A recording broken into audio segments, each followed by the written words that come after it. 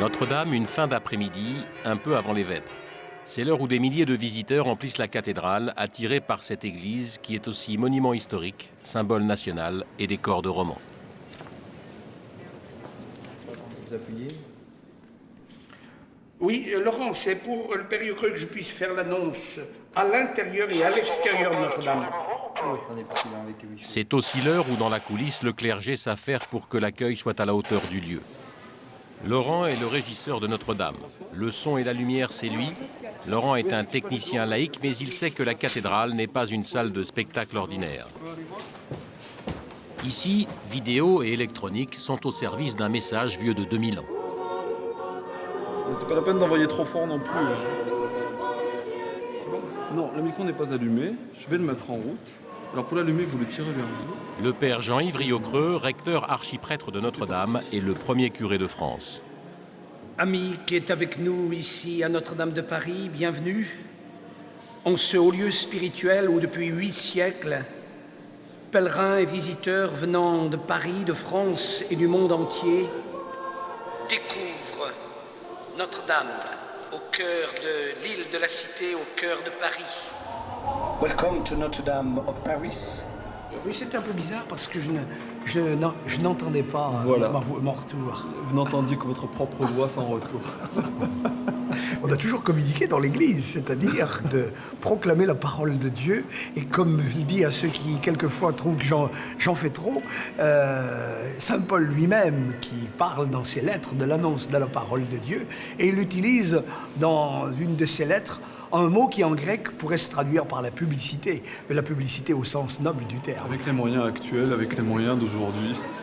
Pendant ce temps, dans les sous-sols de la sacristie, la chorale des enfants, la maîtrise, se prépare pour les vêpres. La maîtrise de la cathédrale est une des plus anciennes de France, car à Notre-Dame, et depuis le Moyen-Âge, pas de liturgie sans chanteur. Avec 4 messes par jour, sans compter les offices et les concerts, la musique ne s'arrête jamais. On n'en a pas l'air, mais c'est vrai que derrière tout ça s'active. Il y a une cinquantaine d'employés qui s'activent en permanence, 7 jours sur 7, 365 jours sur 365, pour que précisément les gens qui viennent là soient accueillis au mieux et que tout se passe bien, tranquillement, qu'ils ne s'aperçoivent même pas qu'il y a tout un énorme travail de masse derrière.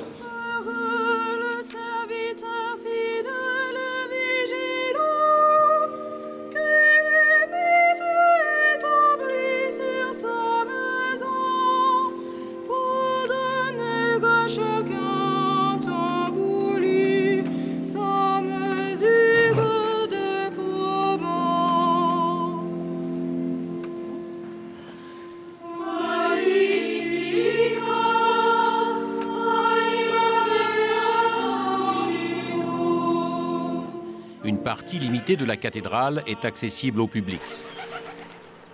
Seuls ceux qui travaillent ici ont le privilège d'en visiter les coulisses. De ces recoins cachés, le préféré de Laurent est l'envers de la grande rosace à l'heure du soleil couchant. Voilà, la belle heure.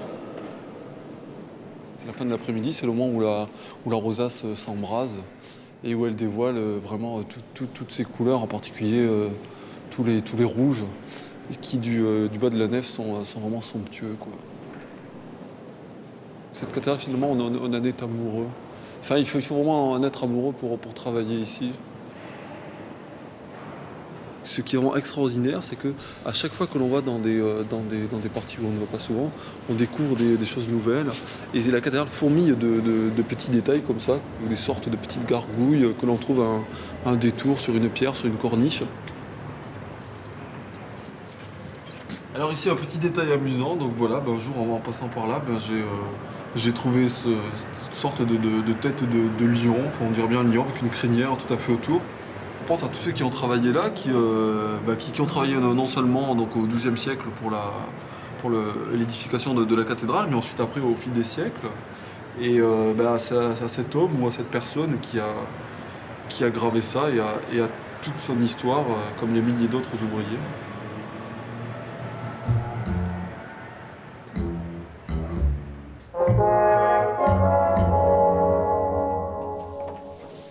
À Notre-Dame, plus on monte vers le sommet, plus on remonte le temps.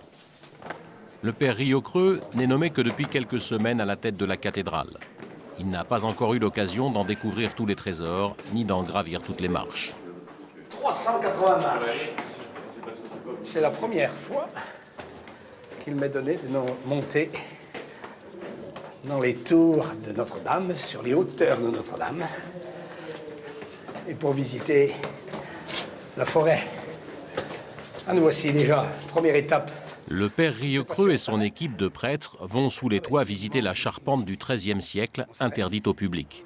Le clergé est guidé par l'État, propriétaire de l'édifice, et représenté par l'architecte des bâtiments de France, Gilbert Gallieni. Alors d'abord, je dois vous dire que je suis très heureux au nom de l'État de pouvoir vous piloter. Je suis tout à fait conscient que le clergé est chez lui dans toutes les parties de l'édifice. Je tiens à le rappeler, on en est tout à fait conscient, même s'il n'exploite pas directement certaines parties. Et je vais essayer donc de vous donner les aspects essentiels de compréhension de l'édifice, de manière à ce que vous ayez quand même la meilleure lecture de ce que vous allez voir. Cette sorte d'état des lieux entre l'État propriétaire et son nouveau locataire prend des allures d'une expédition sportive et vertigineuse, empruntant corniches et coursives d'un autre âge.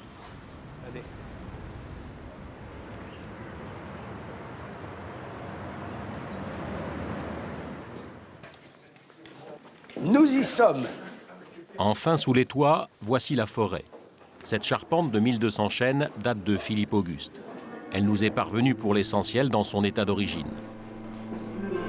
Rares ceux qui sont autorisés à venir admirer ce chef-d'œuvre des bâtisseurs de cathédrales. Plongée dans la pénombre, la forêt est peut-être la partie la plus mystérieuse, en tout cas la plus protégée de Notre-Dame.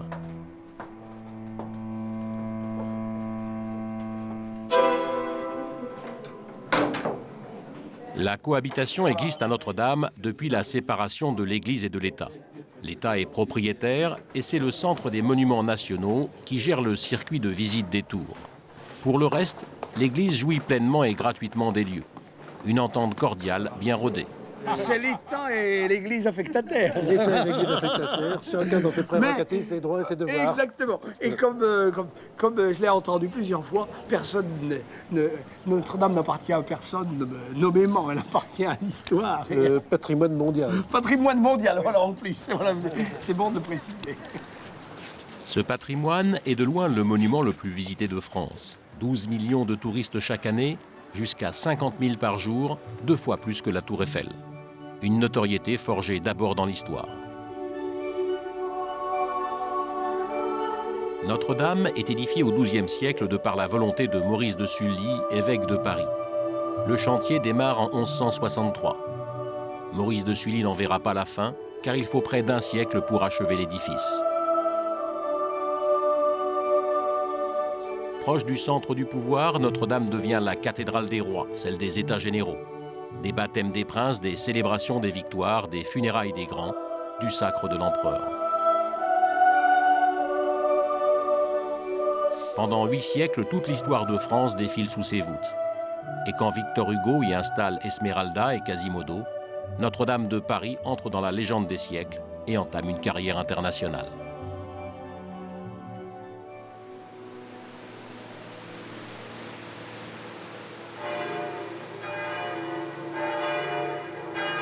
Désormais, le monde entier afflue vers ce parvis où se situe depuis le Moyen-Âge le point zéro de toutes les routes de France. Maurice de Sully rebâtit complètement non seulement la cathédrale, mais également tout l'environnement. Et au-devant de la façade, il a établi un parvis, le plus grand parvis qui existait à cette époque-là au Moyen-Âge devant une cathédrale, de 40 mètres. Et tout Paris se réunissait ici. Il faut donc imaginer, non pas comme aujourd'hui, une vie un peu tranquille, animée par les touristes, mais la vie trépidante. Les rendez-vous se donnaient ici, les grandes fêtes se faisaient ici, ce sont les badauds, ce sont les jeux, ce sont les spectacles que l'on donnait, ce sont les mendiants, ce sont évidemment un peu les voleurs. C'est une vie foisonnante d'une richesse que l'on ne peut, encore une fois, plus du tout imaginer actuellement. Les touristes ont remplacé la cour des miracles, mais Notre-Dame est toujours une ruche dont le centre nerveux est le presbytère. De son bureau, le père Riocreux dirige une véritable PME. Le ministre du spirituel devient ici l'administrateur du temporel. Le recteur archiprêtre est aussi chef d'entreprise. Secrétariat Notre-Dame, bonjour. De la part de qui, s'il vous plaît? Un instant, ne quittez pas, je vais voir s'il est disponible. Est-ce que vous êtes disponible pour Monsieur Guy Guinou, l'ambassadeur? C'est presque un agenda de ministre. C'est un agenda de ministre de l'Église. C'est un ministre de l'Église. Et il faut le gérer. Mais il a toujours une petite place. Pour tout le monde. Pas de Premier ministre sans Conseil des ministres. Celui du père Riocreux est constitué par son équipe de prêtres, les chapelains. Un rituel hebdomadaire, le déjeuner des chapelains. À ce moment-là, le cardinal étant arrivé enfin, avec un quart d'heure de retard, il était coincé dans un embouteillage, les rollers, et ici, il n'a même pas pu arriver avec sa voiture. Il devait être embrassé pour traverser la place en soutane. Tu peux pas il est rentré par les anges. Comme les apôtres, il y a 2000 ans, les chapelains partagent le pain et le vin. Et comme les apôtres, il se trouve que les prêtres de Notre-Dame sont une douzaine. Et on est vraiment 12, hein. Et on est vraiment 12, hein, vous regardez. C'est l'étymologie, vous savez, même du mot copain, c'est celui qui vit la communion dans le pain. Alors là, on est copains entre nous. Nous sommes une bande de copains. On est une bande de copains. C'est salut les copains. Autre pain quotidien des chapelains, boucler un budget de 6 millions d'euros sans aucune aide ni subvention. Les ressources de Notre-Dame dépendent entièrement des 12 millions de visiteurs annuels et de leur porte-monnaie. L'Église gère une boutique de souvenirs qui assure une bonne moitié de ses revenus, près de 3 millions d'euros. Un autre quart des revenus provient des offrandes pour les cierges. En fait, de petites bougies dont la fumée ne noircit pas la voûte. Près d'1,5 million sont allumées chaque année. Pour le reste, il y a un petit musée, la recette des concerts et enfin, le produit des quêtes.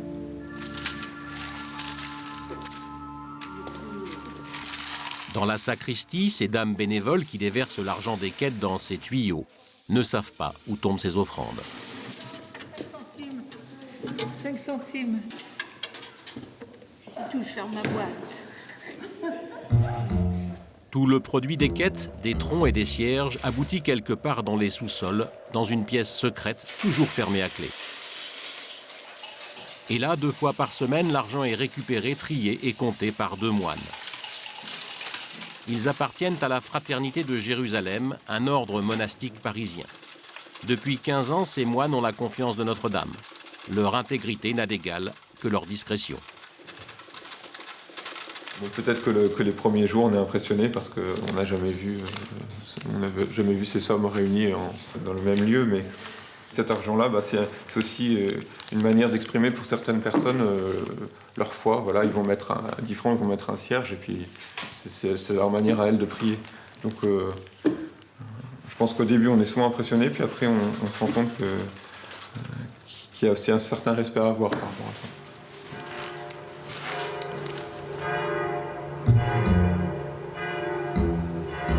Allez, en route pour la grande ascension. 84 marches. Olivier Latry est un intermittent de luxe. Depuis 16 ans, il est l'un des 3 organistes qui ont le privilège de jouer sur les grandes orgues de Notre-Dame. Voilà, bienvenue dans mon antre. Et voilà, quelques-uns des 8000 tuyaux de l'orgue de Notre-Dame. Cet orgue fait partie intégrante de la cathédrale depuis le XVe siècle. Entièrement refait au XVIIIe, il est aujourd'hui le plus grand de France.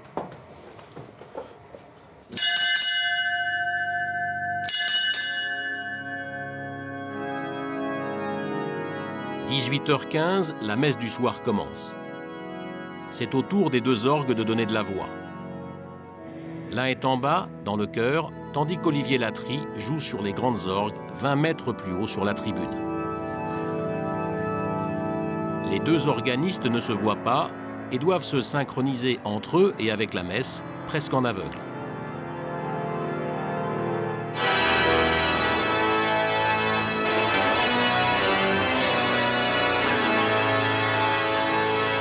Avec 5 claviers et 112 jeux, le tout assisté par ordinateur, les grandes orgues permettent d'improviser à l'infini. C'est pas une Formule 1. Mais non, c'est vraiment une Rolls. C'est confortable, c'est... Oui, c'est ça, c'est exactement ça. Excusez-moi. Le service, n'est-ce pas? Allô? Alors, faut que je joue ou je te parle?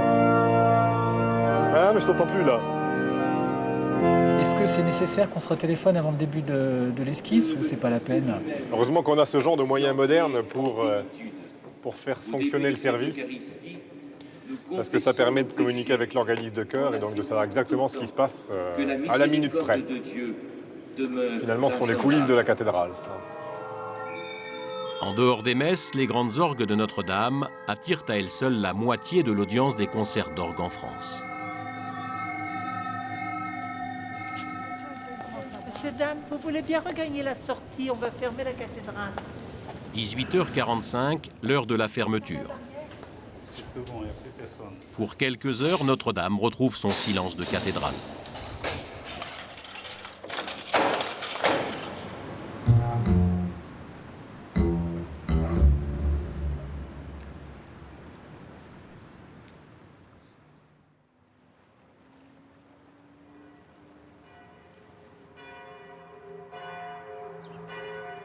La cathédrale est une vieille dame de 839 ans. Son entretien et sa restauration coûtent plus d'1 million d'euros par an. C'est l'État qui assume ce fardeau et c'est Bernard Fonkerny qui le porte depuis 23 ans. 23 ans de corps à corps entre cet architecte en chef et ce vénérable bâtiment. Allez, on va sortir par là. Nul mieux que Bernard Fonkerny ne connaît les dédales et surtout l'état réel de la cathédrale. Il en a ausculté chaque pierre et conduit une ambitieuse campagne de restauration. 10 ans d'échafaudage, de soins méticuleux et de techniques d'avant-garde pour une restauration qui n'est toujours pas achevée. Mais ici, les travaux n'ont jamais vraiment cessé. Chaque siècle a laissé sa marque, c'est ce que l'architecte montre aujourd'hui à l'un de ses étudiants. Première étape, en haut de la tour sud, là où loge le bourdon.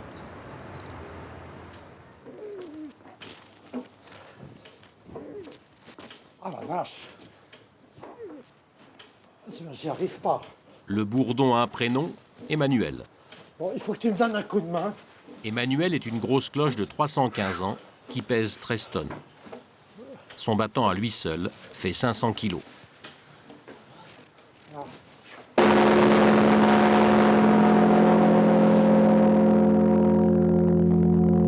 Alors vous imaginez quand ça sonne à la volée, 13 tonnes, hein, tout ça craque, bouge, fait du bruit, hein, c'est extravagant. Hein.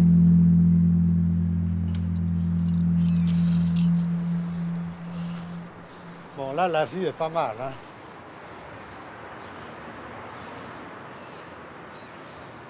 Au niveau des gargouilles, hein, le diagnostic est flagrant. Hein, regarde, hein, au niveau de la gargouille, l'eau qui traverse et qui s'évacue dans la gargouille, tout mouille.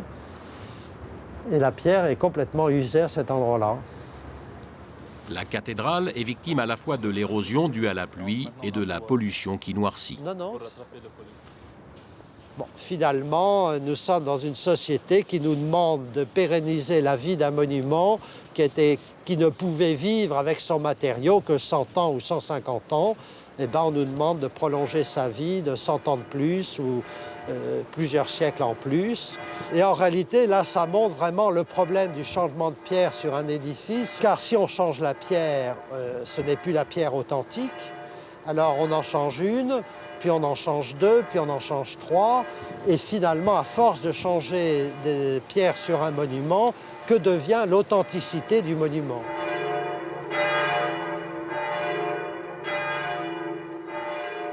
Dernière étape au sommet, la montée dans la flèche du clocher. Bernard Fonkerny sait qu'il va y retrouver son illustre prédécesseur du 19e siècle, l'architecte Eugène Viollet-le-Duc. Il faut d'abord saluer le confrère, là. Je vais dire saluti. Notre ami Viollet-le-Duc tourne le dos à la ville et préfère voir son œuvre. Très modeste, un petit peu mégalo. Sa règle à dessin, il souligne architecte édificavit. C'est moi qui ai fait. On est toujours dans la modestie. Quand en 1843, Viollet-le-Duc obtient carte blanche pour rénover Notre-Dame, il est un sauveur. La cathédrale est dans un état pitoyable, épuisée par les siècles et dégradée par la Révolution. Pendant plus de 20 ans, Viollet-le-Duc répare, restaure et refait du chœur jusqu'au clocher. Mais aussi il ajoute, modifie et même réinvente les chimères et les gargouilles. Partout, Viollet-le-Duc imprime sa propre griffe. Tenez, je parle de notre ami Viollet-le-Duc parce qu'on en parle beaucoup. Et vous savez qu'au cours de ses travaux, il a dit « mais cette cathédrale n'est pas finie, il faut des flèches ». Alors il a tâté le terrain et il a senti que ce n'était pas si évident que ça. Il a tout de même demandé à son meilleur dessinateur d'agence, Claude Sauvageau, de faire le projet, de très bien le soigner pour le montrer à l'empereur. Et regardez le projet. Voici la cathédrale actuelle, avec la flèche, et voilà ce qu'il proposait. C'est ahurissant, hein? Donc autrement dit, on double pratiquement la hauteur de la cathédrale, rien que ça. Et alors, mais le plus étonnant, c'est ce que Viollet-le-Duc a fait et dissimulé. Alors, chose extraordinaire, vous savez que la galerie des rois, ce sont ces rois. Vous savez qu'à la Révolution, on les a fichus par terre. Bien entendu, Viollet-le-Duc a refait faire ces statues. Quand j'ai fait la restauration et le nettoyage, je nettoie ces sculptures, et sur 3 des sculptures, entre les pieds, il y avait du plâtre. Alors, bien entendu, je fais retirer le plâtre. Et qu'est-ce que je découvre sur le plâtre? Des inscriptions. Le visage de ces statues est le portrait de Viollet-le-Duc, architecte de Notre-Dame en 1854, sculpté par Chenillon. Ce n'est pas une statue d'1 mètre de haut, hein, vous voyez. Bon. Le culot de ce statufier. Ensuite, je pense qu'ils l'ont caché tout de même. Ils se sont dit, ça ne va pas bien. On a mis du plâtre et le plâtre est resté jusqu'à aujourd'hui. C'est assez étonnant, hein. Vous ne le saviez pas, ça? Ah non, mais je découvre, vous savez. Oh Les 28 statues de la Galerie des Rois, détruites à la Révolution, semblaient perdues pour toujours. Et pourtant, de l'autre côté de la Seine, au musée du Moyen-Âge, on peut admirer leurs fragments et surtout leurs têtes. La découverte de ces morceaux de roi a été pour ce conservateur de musée la plus grande émotion de sa carrière. Tout a commencé en 1977 par des travaux dans une banque parisienne Chaussée-d'Antin, la BFCE. On descend dans les sous-sols de la BFCE et en ouvrant la porte, je vois sur des socles 300 morceaux de sculpture. 300 morceaux de sculpture. Et je lui dis, monsieur le directeur, tout ça c'est Notre-Dame. Et quelques minutes après, il m'a dit, vous étiez pâle comme un linge. Je lui ai dit, vous savez, voir 300 morceaux de sculpture dont on espérait la redécouverte est une chose qui n'arrive pas souvent dans la vie. La plus troublante de ces statues, cette tête d'ange. C'est la première tête qui a été découverte. Il y a encore la trace ici du coup de pioche de l'ouvrier portugais qui, faisant un trou dans la cour de cet hôtel de la Chaussée-d'Antin, brutalement, à sa stupéfaction, a découvert cette tête d'ange au sourire. C'est le premier sourire de la sculpture médiévale. Un léger sourire à Paris, tout léger. Toute l'Europe va sourire grâce à ce premier sourire.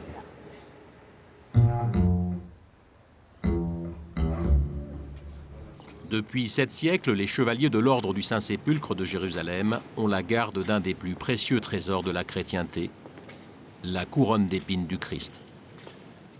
Rapportée par Saint Louis au retour d'une croisade, cette couronne d'épines est conservée dans un endroit de la cathédrale tenu secret.